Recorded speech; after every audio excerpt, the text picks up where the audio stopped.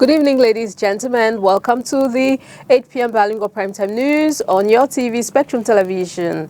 Making news tonight, June 14, 2025.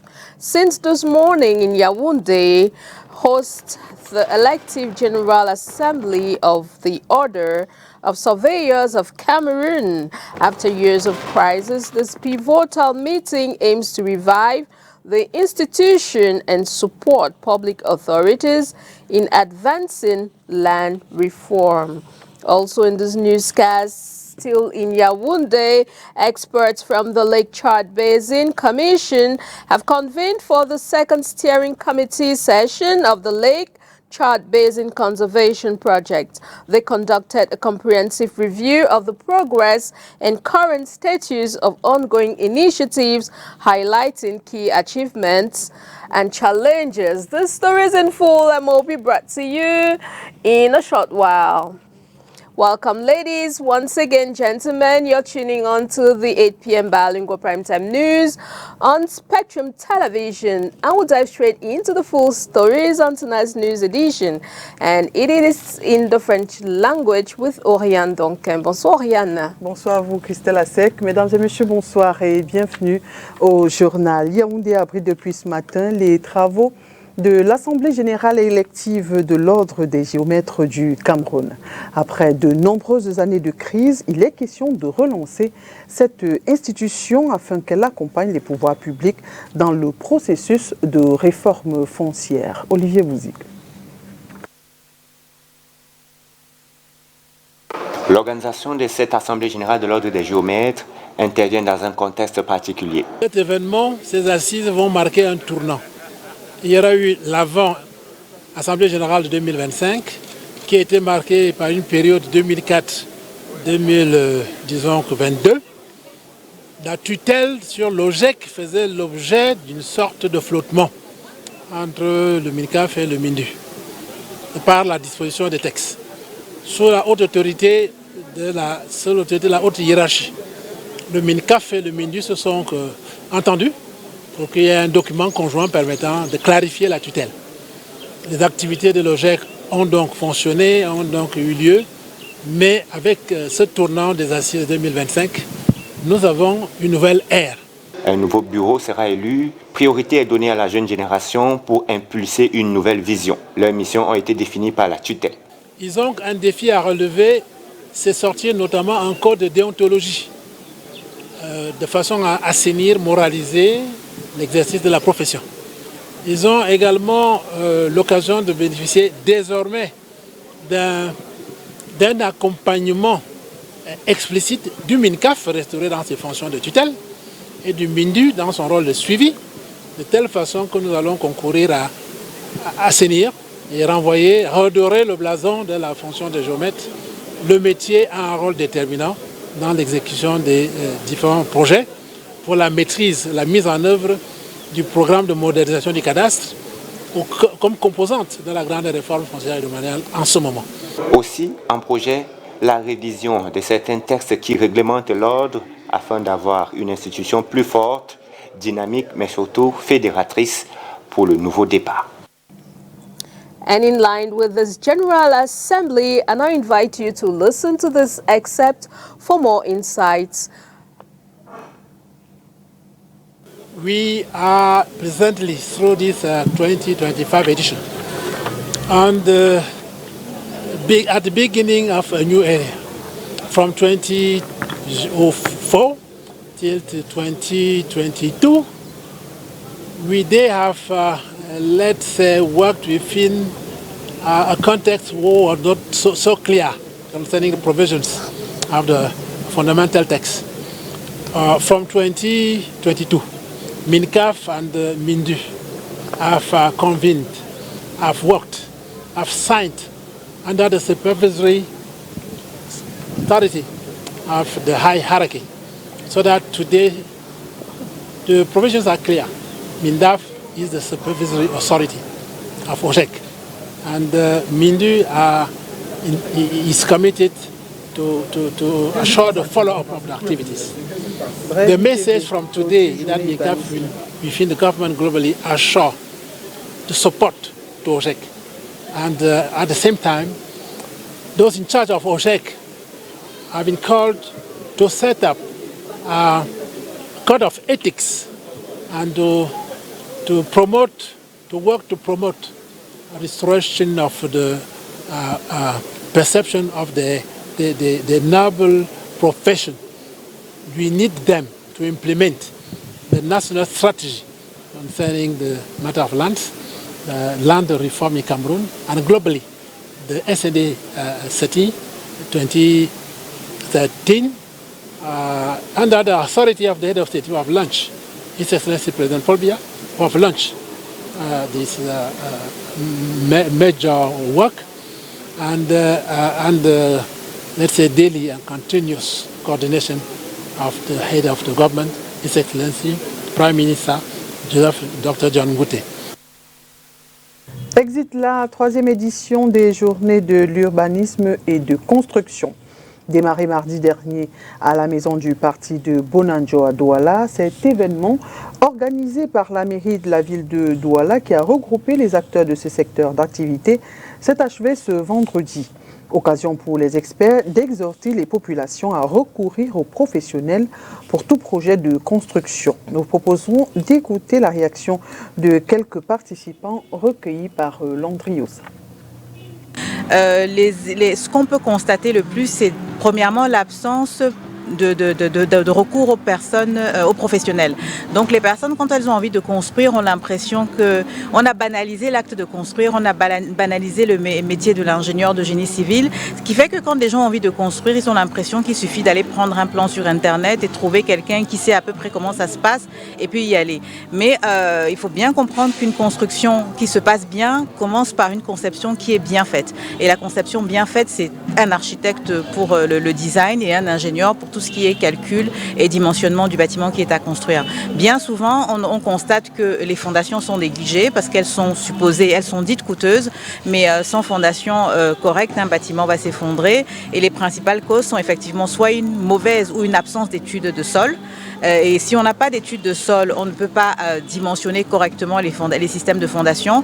Et si on a des fondations incorrectement dimensionnées, on a un effondrement du bâtiment.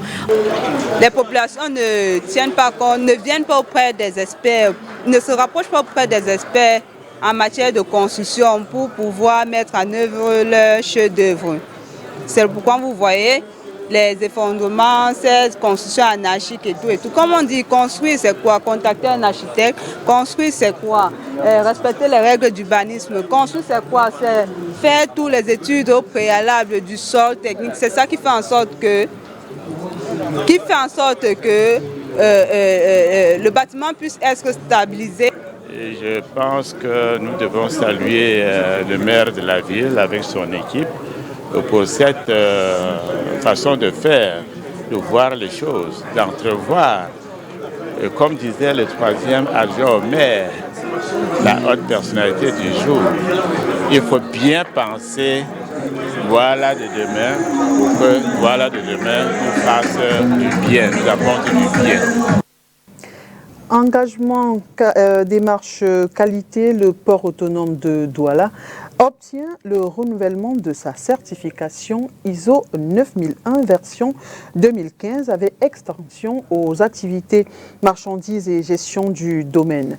Ceci est la résultante d'un audit satisfaisant de son système de management de la qualité, audit fait du 28 au 31 juillet 2024. Reportage.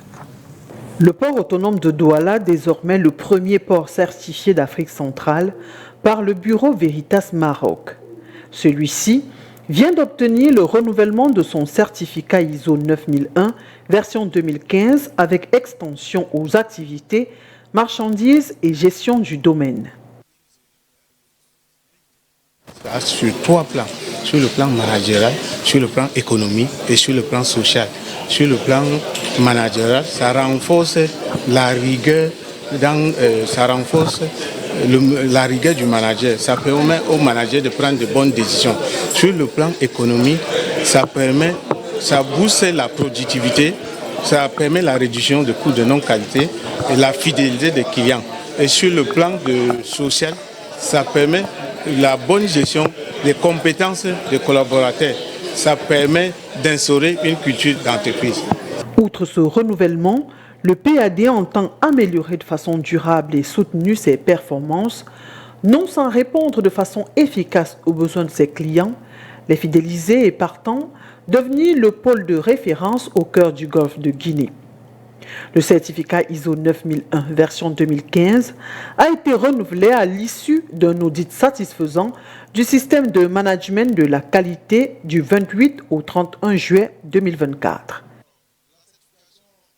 9001 version 2015 aujourd'hui est un processus qui démontre de la qualité de service qu'un opérateur exerce dans son activité. Et aujourd'hui, tout le monde, pour être aux normes de tout un système au niveau international, est tenu d'accompagner, est tenu d'être certifié.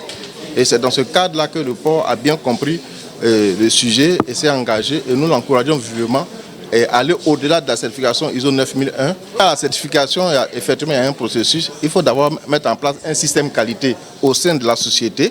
C'est ce que le port autonome de Douala a fait avec un accompagnement. Et nous, on vient en appui derrière pour certifier, nous assurer qu'ils se sont appropriés le système de management de la qualité qui est ISO 9001. La cérémonie de remise du certificat de la norme ISO 9001 version 2015 au PAD par l'organisation certificateur Bureau Veritas UCAC a lieu ce 12 juin 2025 ici à Douala.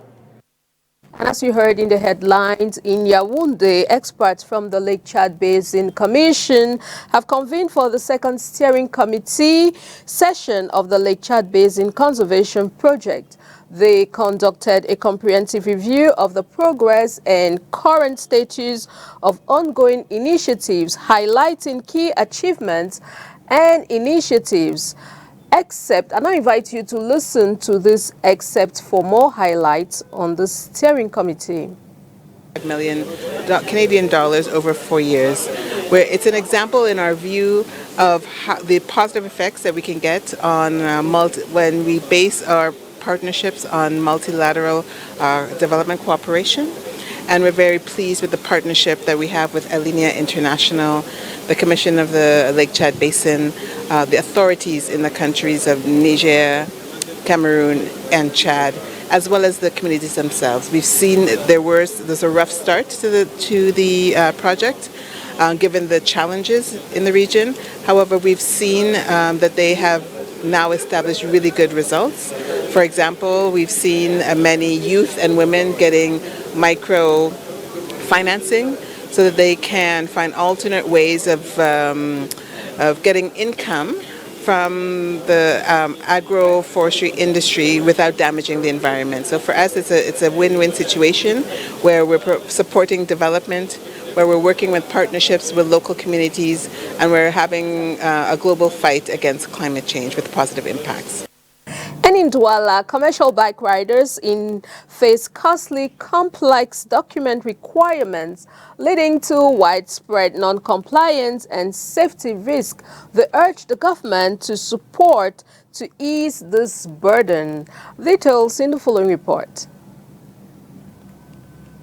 As years go by, the process of acquiring the right circulation documents by commercial bike riders gets more complicated.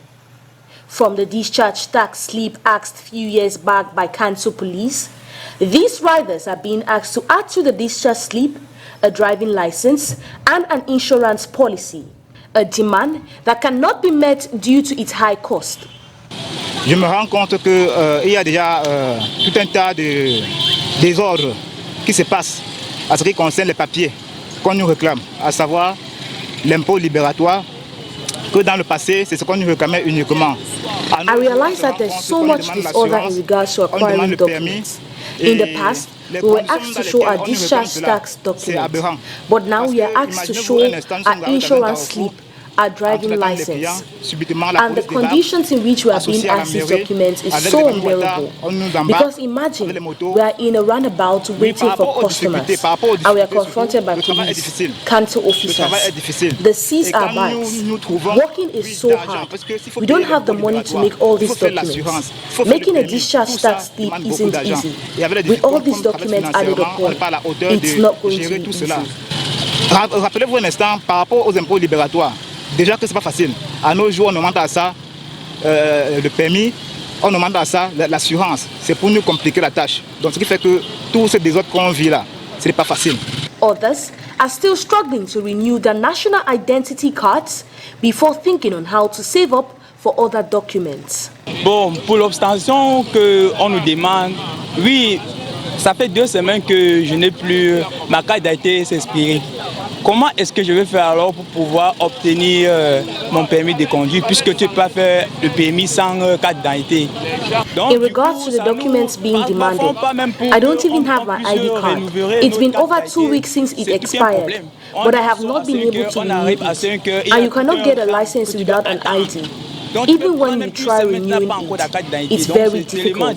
You have to bribe so the line will go quick. Bon, au niveau du c'est exactement financier.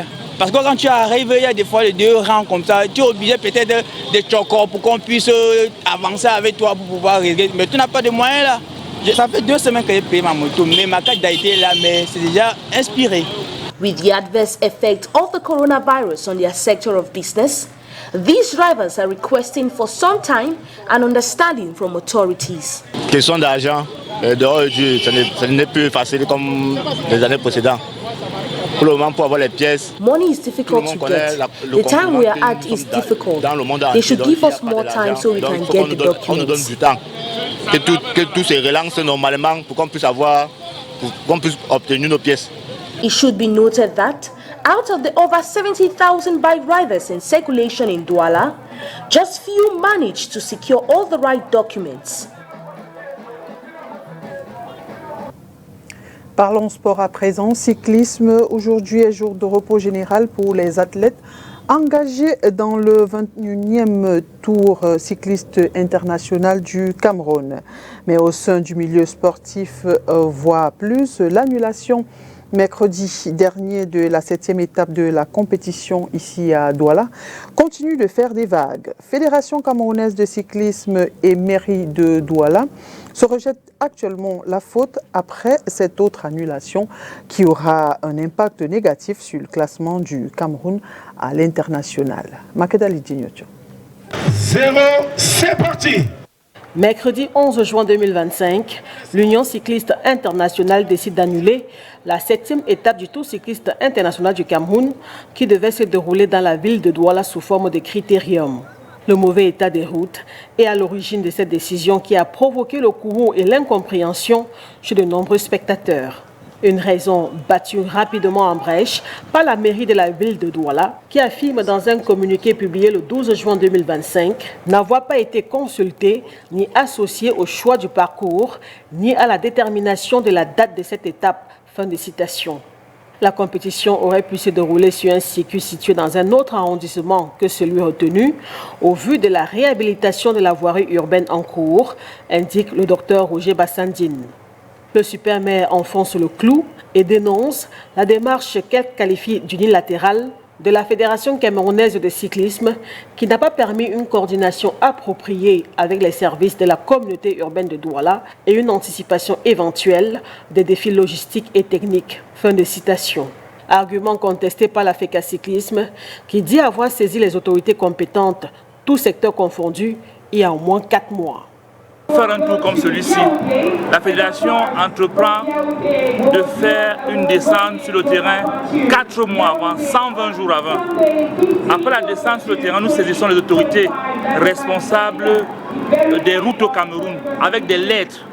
Dans le cas d'espèces, nous avons eu l'assurance de toutes ces autorités du Cameroun que les tracés, les parcours qui ont été choisis vont être bichonnés et bien traités pour que la course ait lieu sans difficulté aucune. Nous, à la fédération, on fait le cyclisme. On ne fabrique pas les routes, on ne repart pas les routes. Quoi qu'il en soit, l'annulation une fois de plus d'une étape du Tour cycliste international du Cameroun à Douala pourrait avoir des répercussions néfastes sur le classement du Cameroun à l'international. Actuellement, c'est des points que nous allons perdre sur le classement Africa Tour parce qu'il n'est pas élégant de préparer une compétition comme celle-ci et s'entendre dire le jour de la compétition que la route n'est pas bonne, il y a beaucoup de nids de poules, c'est là, c'est pas bien. Comprenez que l'UCI va sévir. Nous, en tant que responsables de la fédération, nous travaillons pour que, même si l'Union cycliste venait à sévir, que ce soit en moindre mesure. Au moment où l'Africa Cyclisme et la mairie de la ville de Douala se rejettent la faute de l'annulation de cette étape, les cyclistes, eux, observent une pause dans la cité balnéaire de Kribi dans le sud ce 13 juin. Ils reprennent la course ce samedi 14 juin pour le compte de la 9e étape qui ira de Pouma à Boumniebel et qui est longue de 157 km.